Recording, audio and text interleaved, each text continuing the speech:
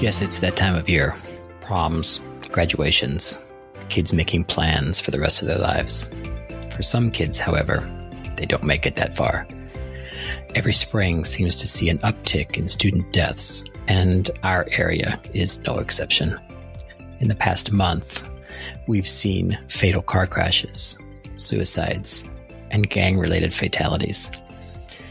Lisa Dinhofer, whom you may remember from 2 previous episodes on the trauma of teaching, is coming to keynote our New Directions in Education conference in a couple of weeks. She's going to talk about the short and long-term effects of trauma.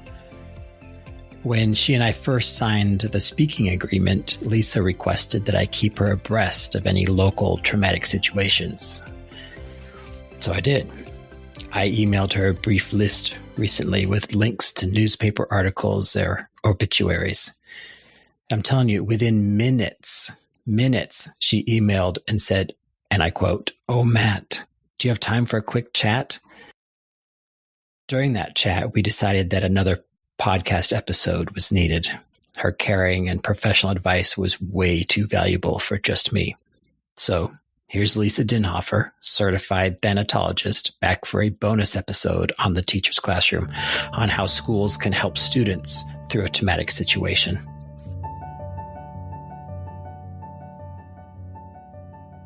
We were talking just before I pressed the record button and said, Lisa, normally I have all questions set up in advance and I have an outline, but I don't know what to say.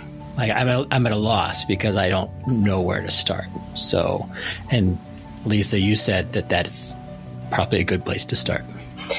Yeah, it's a very normal human response. And as we were talking before we hit the record button, even at a distance, meaning we're doing a podcast talking about this event.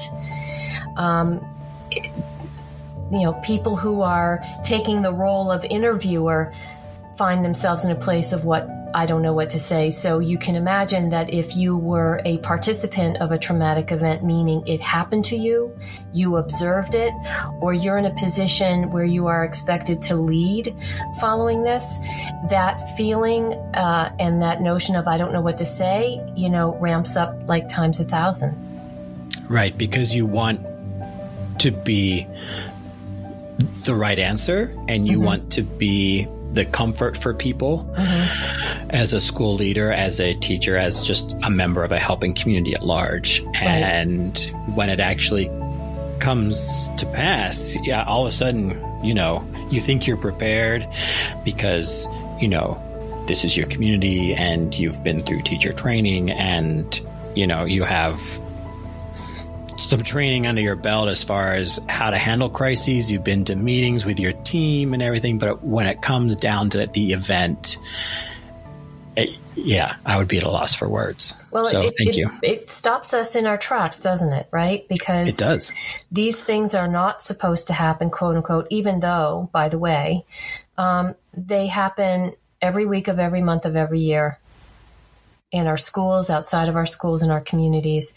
But it just doesn't resonate with, our assumptive worlds. And I think we talked a little bit about assumptive world last time. And we all have an assumptive world in play every day. We wake up and we review our day and we just assume that our day is going to go the way we have planned.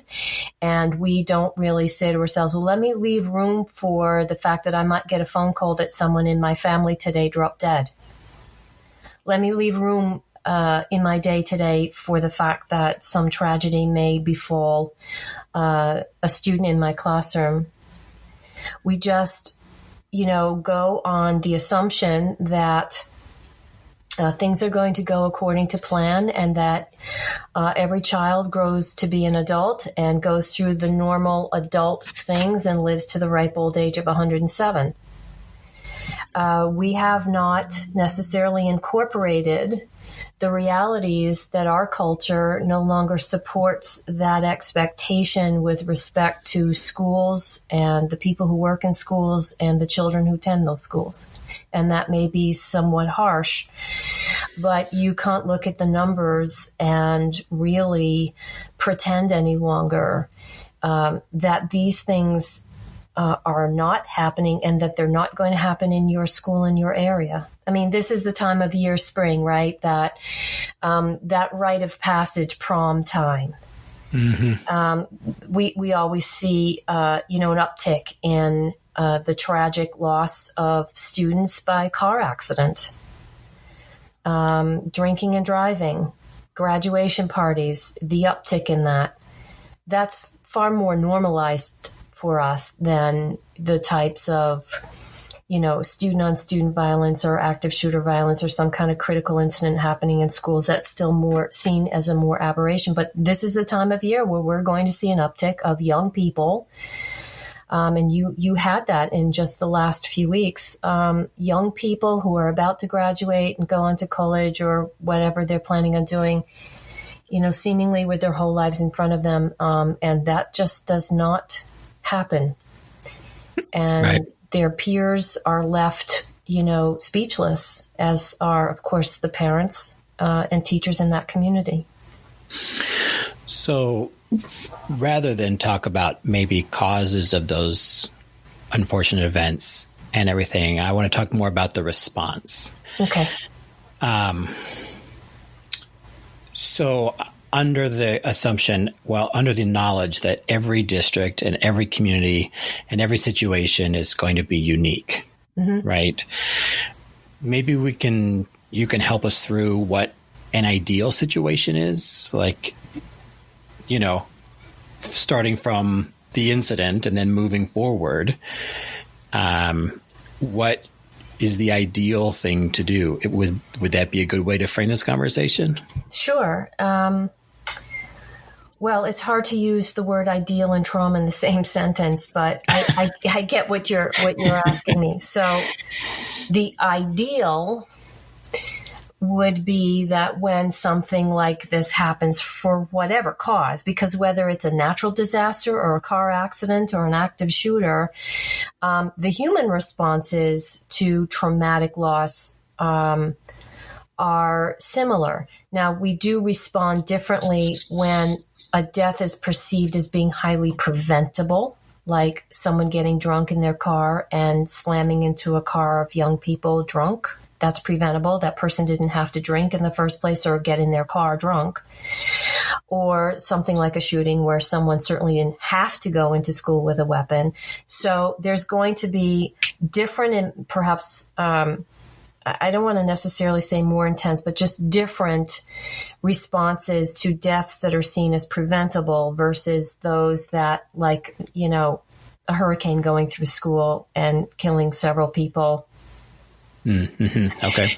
So in the immediate, what would be ideal is if people around those people who experience this, and again, let me define experience by either personally experienced or observed, or we're in the vicinity and we're on the scene shortly after and began witnessing the responses. If, many more people knew and were trained in how to do psychological first aid. Psychological first aid is really making a human connection with a person that is in, deep distress from a very destabilizing, dysregulating event, like some of what we just talked about.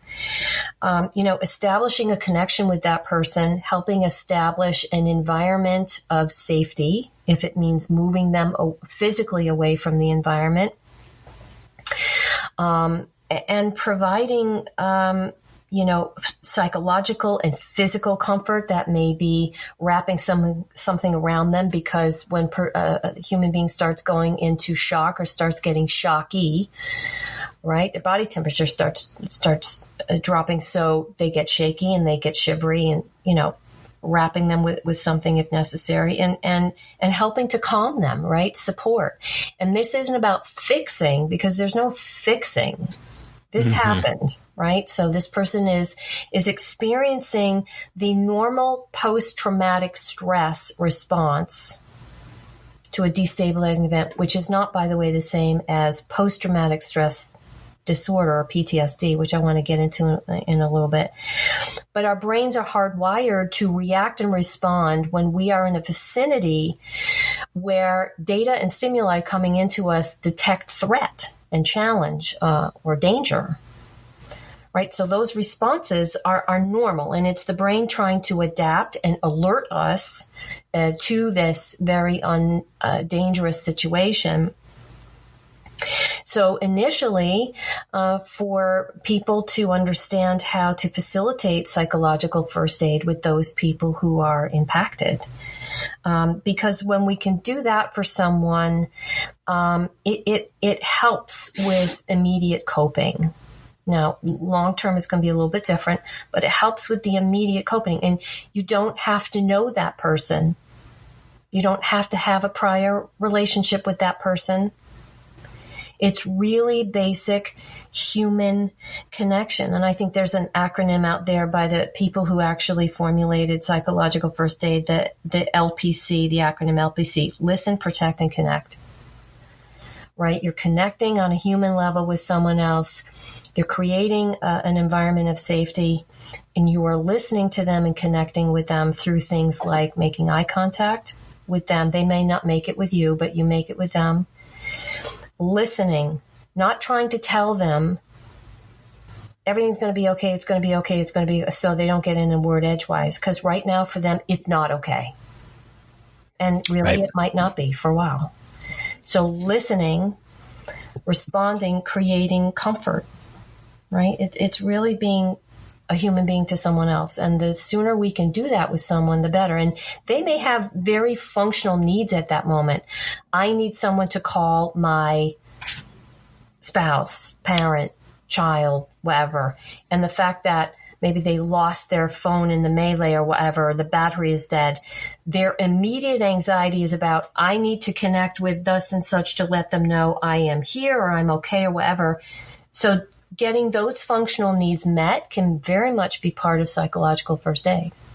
Mm-hmm. And so you briefly mentioned the phrase, it's going to be okay. Is that something that we should not say right at the moment? I mean, I think it's human nature. Yeah, I mean, that's what you say. Right. We want to comfort, right? And particularly, teachers are helpers. They're in a helping profession. And anybody who is constitutionally a helper wants to, minimize the distress and make everything okay. I mean, that's the normal helper response. But rather than saying everything is going to be okay, what I recommend is focusing more on the immediate. You are safe. You are okay here now. Because talking about how everything is going to be okay, you really don't know that. Right. And depending on what this incident is and what the consequences of this incident are, it may not be okay for a very long time. So remember, the point of psychological first aid is to create an environment and a feeling of safety right now. Because part of the psychological stress is a sense of danger, threat, challenge. So if that person is in a safe environment, they are with people who are caring and looking after, that they are being looked after, that the threat can no longer can touch them. A suggestion might be to be a little bit more at the moment focused, right? Right. Yeah, that makes sense. Does that make sense? Yeah. Okay, so what if something happened at home? Mm-hmm. Right? Maybe it was a suicide, or there was another incident in a district that I didn't tell you about, but like a student's father and brother were shot, right? And so the school didn't find out about it until the next day. Right. What can the school do then? I mean, this one girl came to the school because it was the safest place she could be. Right. Right. And she spent the day in the social worker's office and the nurse's office. Yeah, smart girl. And so the same kinds of things. Immediate doesn't just necessarily mean, 5 minutes later.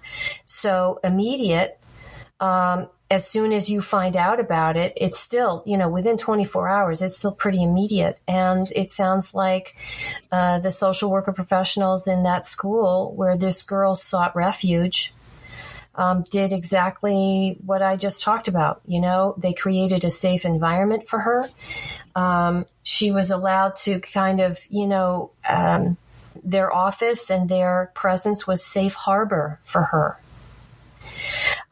She wasn't told, well, you need to get back to the classroom now and all that kind of thing. It was safe harbor. And I'm sure throughout the day, their presence alone was very comforting with her. They're adults. They're in charge of this safe environment. I have no doubt they spoke with her repeatedly as she was going through the day and as she was moving through different reactions and responses to this terrible incident that has happened to her. I have no doubt that they were addressing that as it came up. So there's that listening part, the listening and then responding to what you hear. I want to really make that a point of understanding. Oftentimes when people try to be of comfort, they get an idea in their head of what they think might be comforting to that person. Mm-hmm. And oftentimes what they think might be comforting to that person is what they themselves feel comfort with. Right. Yeah. So it might be a spiritual outlook. It might be a lot of things, but we tend to see things and do things through our own filters, which oftentimes are not comforting to other people. Right.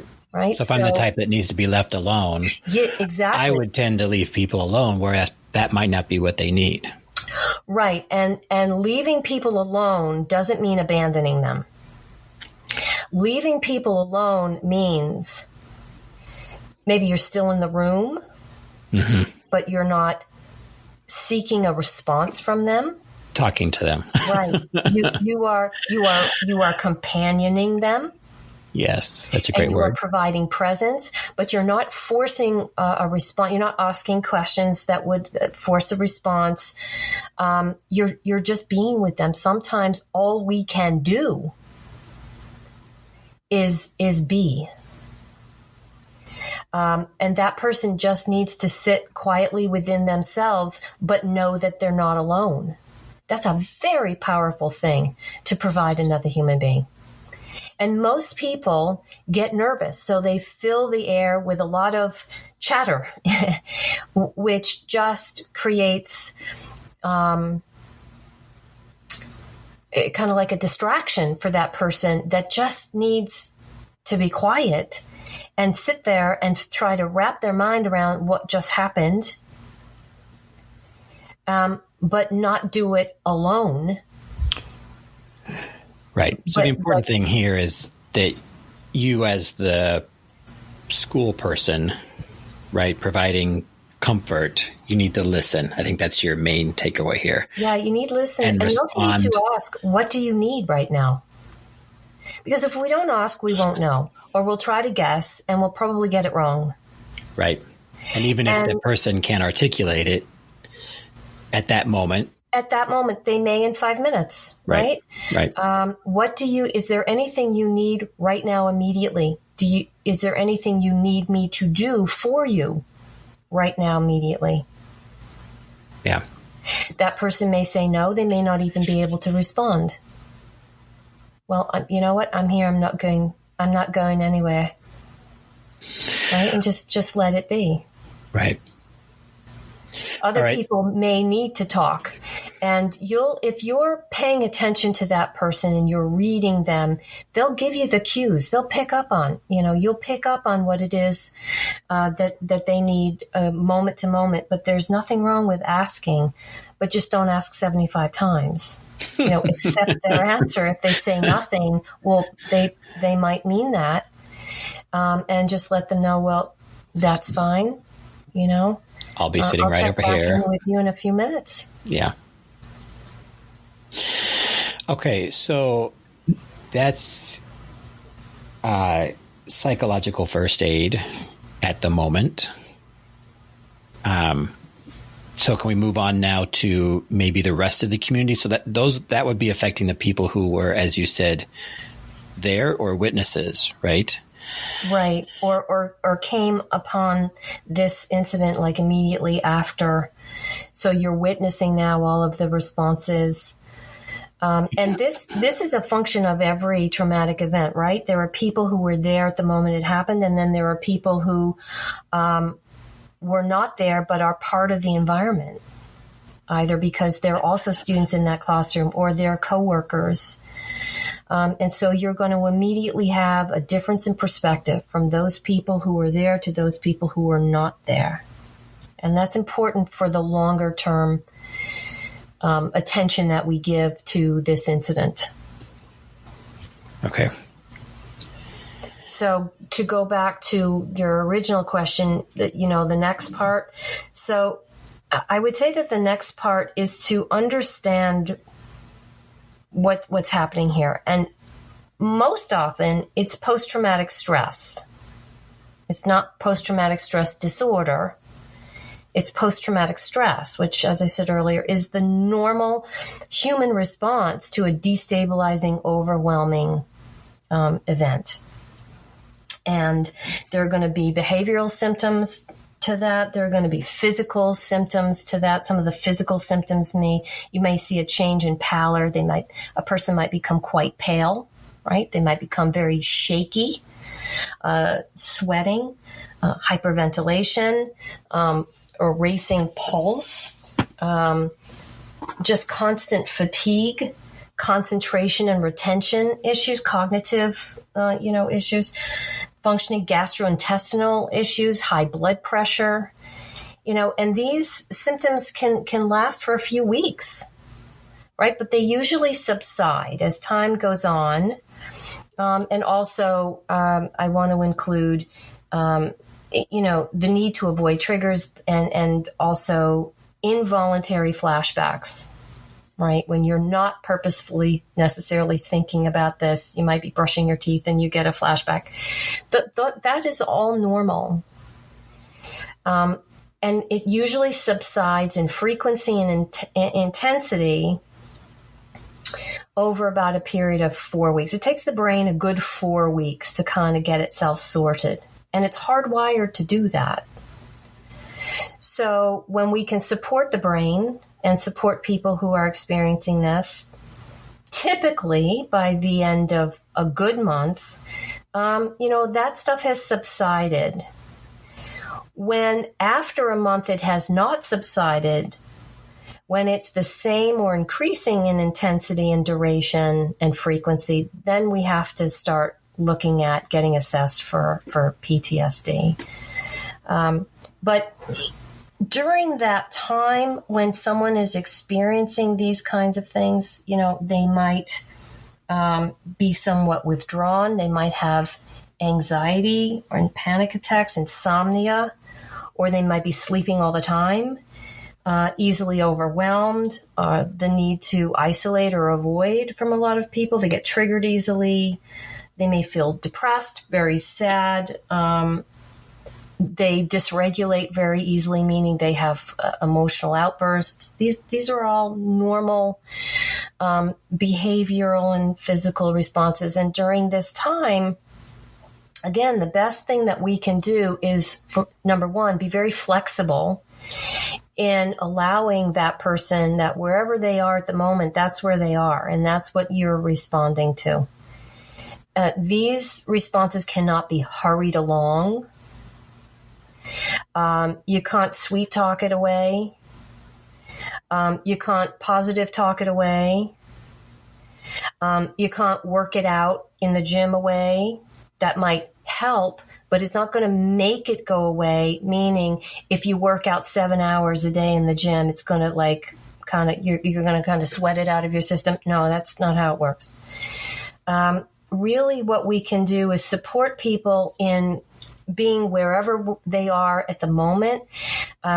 Typically, it is very helpful to be with people who we already have a meaningful reciprocal relationship with.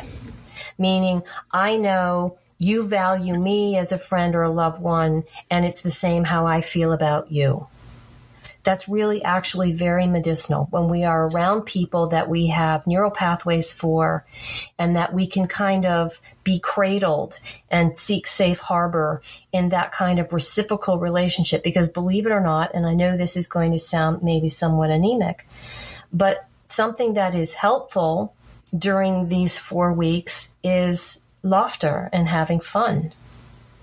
And that may seem really counterintuitive and almost like, are you kidding? No, I'm really not. Because there are moments where you'll be able to laugh, and it's okay, and it's really very healthy. And when we can laugh with other people, that is also very healthy. Eating meals with other people, and I mean good, balanced, hot meals with other people. We want to really try to limit the carbs and the sugar and the junk food. That might help us feel better at the moment, but it's going to play around with our dopamine levels, and we're going to get that sugar high, and then we're going to crash. And that's just going to, your serotonin and dopamine levels are already unbalanced because of the anxiety and what's going on. Give your brain a chance here. You want to eat meals that has protein, some form of protein, I don't care what it is, but they need to be good, balanced meals, and eating with other people is also extremely medicinal. Getting a lot of sleep, REM sleep especially, and that can be really challenging because insomnia and waking up with anxiety is a very common response, but sleep is necessary. Sleep helps our brain get things sorted. And when we're in REM sleep especially, that's when the brain processes things, similar to the treatment EMDR, eye movement desensitization reprocessing. Sleep really helps with that. So we can be really upset about something when we go to sleep, and in the morning we wake up and we're not as distressed. It's because our brain has been working on it, right? So if we get enough sleep, and we, to the best of our ability, avoid things that will trigger us again, eat really well, and hang out with people who love you and you love them back, those are really strong, effective ways that we can help our brain calm down. Also, things like working out, things like acupuncture, things like meditation, all help the brain relax and also create endorphins, which is also a natural way of helping the brain cope with and calm down from trauma. Does that make sense? It does. So you're talking about all these things, and I'm thinking about the school setting. All right. So right. I always go back to a junior high because that's where I spent most of my time. So in those 4 weeks, you talked about laughter, eating, and sleep. So as a school, would it be beneficial for the school to provide time to, I don't know, like just hang out time for kids so maybe they could laugh more, or just make sure that it's allowed? Yeah. You see, when these incidences happen, the tendency we all have is to deny its impact on us by a furious effort to get back to quote unquote normal. Mm-hmm. Yeah, that's true. And the belief that if we just pantomime what used to be normal, it will eventually feel normal again. And that's a wild, inaccurate assumption here. This is not a normal time, and normal as we knew it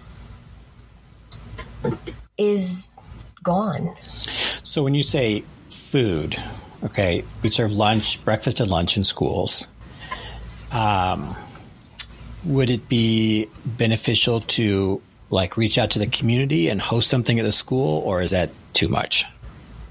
No, I think that, whatever a community can do to provide support in the way of, like therapy dogs and food, which creates a gathering of people. That connection, whatever creates human connection, I think is very helpful. And when I said a few minutes ago that normal as we knew it is gone forever, what I also need to say is, because there's no unpacking or there's no undoing the fact that this event happened, right? So there's the normal before the event, and then after the event, we are all tasked with creating a new normal. So it's not that you'll never have normal again, but we all have to create a new normal, adapting to the fact that this happened and finding a way to live with it and weave it into our reality. And that does not mean it's not going to hurt or affect us for a very long time. Well, I think that's important that it's a new normal. You're not like what you said before about pantomiming the old normal. Right. Like that's gone. Right. That is gone. And that's the big, mistake that most people make when they're trying to cope, because they're trying to recreate what normal used to feel like and used to be. And that's no longer there. We have to create a new normal. And when you were talking about, should schools allow kids just hangout time, in the wake of the Parkland shooting, a lot of the students did this organically. They didn't go back to the school, but they hung out with each other in groups at each other's houses.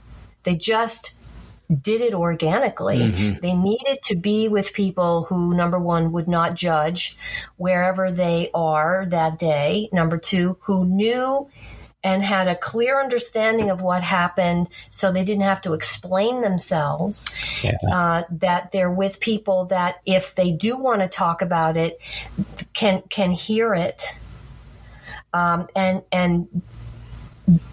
in some way be like-minded and support each other, because you all experience this. You may not have had the exact same experience, because depending on where you were in the building or the room, you're going to have a different perspective, but you can relate, right? And wherever you are that day, that moment, I don't feel like talking, or I'm just all of a sudden very weepy, or there's no judgment, right? So that hangout time, that connection, they created that connection for themselves. Well, I could see why it would be a good thing to have that at school in a supportive environment, rather than just at someone's house with no parent or supportive adult available. Yes, I can understand that. The one aspect, though, of being at each other's houses rather than the school is that the school is the venue of where it happened. And so it would be, for them, it was just too triggering to go back to the school. In fact, some of them never did go back. They were seniors, and they finished the rest of their academic requirements online. So if there's a way of maybe within a school having children enter the building through a different entrance, blocking off access to that area of the school where it happens. So visually things are a little different. They're still on the grounds. For some, that might be still too triggering. For others, it might be okay. But that this event is very much acknowledged and embraced and accommodated during their time there, rather than this notion of, well, just sit at your desk and pantomime that you're learning this math problem today, pretending. There's no pretending, right? But the school becomes a safe harbor, hopefully, a place where people can congregate and be with each other and feel safe, or somewhere on the school campus for that human connection, because there's every possibility that there are children in that school. And when I say children, of course, I also mean young adults, high school, middle school, as well as elementary, that will not have that environment at home. Well, when you say that, I was going to bring up the sleep part next, because you mentioned how sleep is so restorative. Yes. And some kids just don't have an environment where they can get that REM sleep. Right. And so I can see where if a kid starts falling asleep in class, the teacher needs to understand that that's normal response, and send them to the nurse where they can lay down or somewhere. Right. Because I know of teachers that would not have accepted that. Right. And here again, it's about educating teachers and school professionals and educators. What are the responses to trauma? And fatigue and chronic fatigue is one of those. You can get, 10 hours of sleep and you're still tired. Your brain has been overwhelmed, and it is now synthesizing out anything else it deems overwhelming. And having to sit at a desk for however many hours kids have to sit at their desk and learn hour after hour, that is just, for a lot, depending on what happens, just too much. Now, I'm going to go one step further with this sleep notion, and I'm going to borrow what Arianna Huffington has been doing for years now in her offices. And that is creating sleep pods and sleep environments. And it might be a good idea for schools to have areas where, they're supervised areas, but they're areas where kids can go lay down and take a nap. Mm-hmm. Right? It is not just, one couch in one nurse's office. It's actually areas, sleep pods, where kids can go to sleep. And if it can be done in offices, right, with adults, and she's written a lot about this issue in her book Thrive, through her own rather traumatic incident of passing out in her office. And as she was on the way down to the floor, she smashed her face into the side of the desk and sustained a very serious injury. And in figuring out why did this happen, she realized that she was so sleep deprived and so overstressed that she really began researching sleep deprivation and what happens with it and the restorative benefits. And that book, Thrive, I really recommend people read it. And then she had another book after that. But she talked about in Thrive how she created these sleep environments where it was allowable for staff to go and take these cat naps. And actually it was better productivity and everything else. And she also took that concept on the road with her. And I think that it may seem like a crazy idea, but we are not in normal times. And so we cannot address very abnormal incidences that are becoming the norm with what we used to do for situations that aren't even close in impact. Right. This isn't a kid having a stomach ache because, they ate candy for breakfast or, they're coming down with something. This is a whole different thing. Yeah. So we have to be creative, and we have to think about how to address the needs that trauma is going to create short and long term. All right. So we've covered the beginning, right? The psychological first aid, and then the first 4 weeks when you said it's the normal period for a body to adjust to a traumatic situation. Right. And so I think I wrote this to you earlier, is that schools, we'll have our crisis teams and we have our crisis plans and we go through active shooter training, we have all this training. And I think we do things, and I know this is a blanket statement, and I realize that, and that's probably not true for a lot of districts, but that, you work up until maybe the funeral or the school has a remembrance assembly type of thing. Right. And then they just, like you said, they try to do everything back to normal. And so if we can understand that kids have these physiological symptoms, whether it's fatigue or, scatterbrainness or whatever, and accommodate those.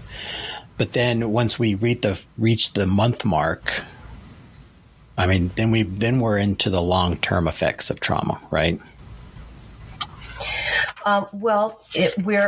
Once we reach the month mark, and I say a good month, then we need to start asking ourselves, do we need assess do we need to assess for a more serious, longer-term problem like post-traumatic PTSD? And you really do have to wait a good month, and then that person needs to be assessed by a trained mental health care professional who specializes in this, because the worst thing to do is to label somebody, right? To label them with some kind of condition that's, number one, not accurate, and number two, can really torpedo their self-esteem. One of the things about trauma is that it causes a sense of extreme powerlessness. It saps your confidence. It causes you to be afraid of things you were never afraid of before, or to approach things, with trepidation when perhaps before that was never really your personality. So we want to do things that help reactivate and build confidence and resilience, right? This is a time now for resilience building. And resilience building doesn't happen in the absence of stresses. Resilience building happens during those stressors. And one of the things that resilience requires in order to manifest and build is perspective. And when we've been traumatized by something, and often a trauma event also has loss. So what teachers and administrators may be seeing with students is not only trauma responses, but then grief responses that are co-expressing. And in children particularly, grief is often mislabeled as discipline issues. They don't have the vocabulary to articulate, right? So they begin acting out because they don't know how to explain grief, which is pain. And our brain does not distinguish between physical pain and emotional pain. To the brain, pain is pain. And we try to get away from pain. And a human being's way of getting away from pain is to avoid or resist or try to soothe or calm or medicate or, whatever. But children, in particular, don't have the agency to do those things. So, after the month mark, if we're seeing an escalation of these kinds of responses or a steadiness in the frequency and duration, then we want to start assessing for. And if that child or teacher is assessed with a longer term problem, then, we need to begin addressing that. And this is where I think as a nation, we are struggling the most because we don't have the patience for what long-term trauma is about. We want everything done yesterday. We want it cheap. We want it cost-effective. We want it expedient. And unfortunately, trauma is a very crafty adversary. Trauma doesn't play fair. It is not linear, meaning, well, if you were seemingly okay yesterday and for the past 3 months, that's just going to continue. No. You could be a school teacher and you've experienced a traumatic event in school, and for the last 3 months, you've been fine, and and then all of a sudden one day you drive up and park in your usual spot and you can't get out of the car. You can't walk in the building. Trauma, a lot of people go into a kind of intense masking, right? Where they're masking that they're okay until they are literally exhausted from the masking. And then they just kind of can't do it anymore. They're depleted. It's an underlying presence that just saps the quality of one's life and the energy until they can't do it anymore. Trauma can be very resistant. It could care less what your calendar says. It could care less that you've got a major deadline next week or next month or next year. And so this is where I think we're really struggling as a nation with the traumatic incidences happening in our schools and in our workplaces, because we still have not made the choice, the decision within school systems or communities as a whole to create resources for long-term services. And if you have any doubt that those long-term services are needed, I invite you to look at the aftermath of events that we've had in the past, like the Oklahoma City bombing. Now, they had a plan. Their plan has been modeled all across the country for not only in terms of what they did immediately, but what they did long term. You can look at the Virginia Tech. You can look at the postal shootings from 30 years ago. On the 30th anniversary, there are articles coming out in the New York Times and other newspapers that those people are still experiencing the psychological effects. Doesn't mean that they're no longer functioning, that it's affecting their functioning, but they're still feeling it. So we have to accept, allow, embrace the fact that trauma may take a lot more than we thought it was going to take, and to provide the resources and the space and the flexibility to address it and work with it. And it's going to mean maybe more psychological professionals in schools, or different kinds of psychological professionals or services that maybe schools outsource to. And communities are going to need to find the money for that, which is really, when school teachers are already digging into their own pockets to buy food for their students, sometimes clothing for their students, school supplies for their students, I sit back and say, well, where's the money going to come for this? Right. Yeah. But this is the reality of trauma, and depending on how big an incident it is, there's going to be some long-term aftermath. But at least to have the education for teachers, which, our conference coming up, I hope will help do, to educate teachers and administrators and supervisors.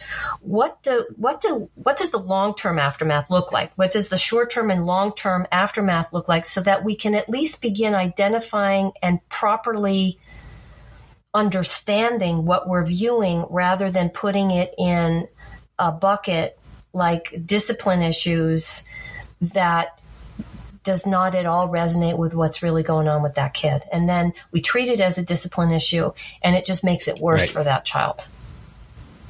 Yeah. Does that help answer your question? Yes, thank you. Not a very cheery answer, but it's an honest one. Well, you've given a lot of great, even just practical can-do actions that we can do today, and I appreciate that. So thank you very much. We look forward to having you come here in just a couple weeks down here to the Directions Conference. Yeah, I can't believe it. One more thing I really would like to interject here is that mindfulness-based meditation is extremely effective with these kinds of issues. And we're seeing children in schools learning meditation all over the country, just learning it to help keep themselves regulated, just, being a kid. So integrating things like mindfulness-based meditation in schools does not have to be complicated. It doesn't have to be expensive. And it is something that can be done, and it's very low tech. You don't need equipment. You don't need a special room. Yeah. Right. If teachers want to look at a story that was done on PBS recently, where there's a school system, and I don't remember where it is, I apologize, that every morning on the PA system, and this is an elementary school, they play, I think, 3 to 5 minutes, 6 minutes of a piece of classical music, and children are given a quiet individual activity to do. They do this every single morning. And it just calms the kids right down. When they were interviewed, they like it. They say it helps them get calm from the chaos of getting out of the house and getting to school. It helps set their day. they're learning an appreciation for music, but music has very positive benefits to the brain. So we can incorporate things like music in schools where there's been this kind of incident, as well as meditation. So I just wanted to throw that in there. I didn't want our time together to end without putting that in there. So sorry to interrupt you. In my personal life, I am coming around to the appreciation of mindfulness and meditation. So I'm seeing how that's working. And I just think that could be so powerful in schools, for sure. Yes, very, very. Yeah. All right. Well, Lisa, thank you so much. I've taken up, 49 minutes and 34 seconds of your time. So that's quite all right. Always a pleasure talking to you, Matt. And we look forward to seeing you at the conference, like I said, on June 12th. Yeah. Can't believe I know it. we've been planning for this forever, and we've had lots of phone conversations. It's going to be nice to meet you in person. Yeah. And I think that I hope this episode gets out to not just our area, but like far and wide. So, because you've had some great tips in here on how schools can respond to traumatic situations and really help their kids the right way. Well, I hope it's been helpful, and I really look forward to taking a deeper dive on all of this at the conference in a couple of weeks. Well, and I will put the link to the conference as well as the different resources you've mentioned. Ariana Huffington's book and the PBS. I've written down. I have a whole page of notes here, so it's been fantastic. So thank you, Lisa, very much. Excellent. You're very, very welcome, Matt. See you soon. Thank you for joining us for this bonus episode of The Teacher's Classroom. My name is Matt Weld, and I'm the host. You can find the podcast and all the resources that Lisa has talked about on Teach Illinois' website, www.teachillinois.com/podcast. This podcast is supported by the Regional Offices of Education in Illinois' Area 5. Thank you for joining us, and we'll see you right here next time on The Teacher's Classroom.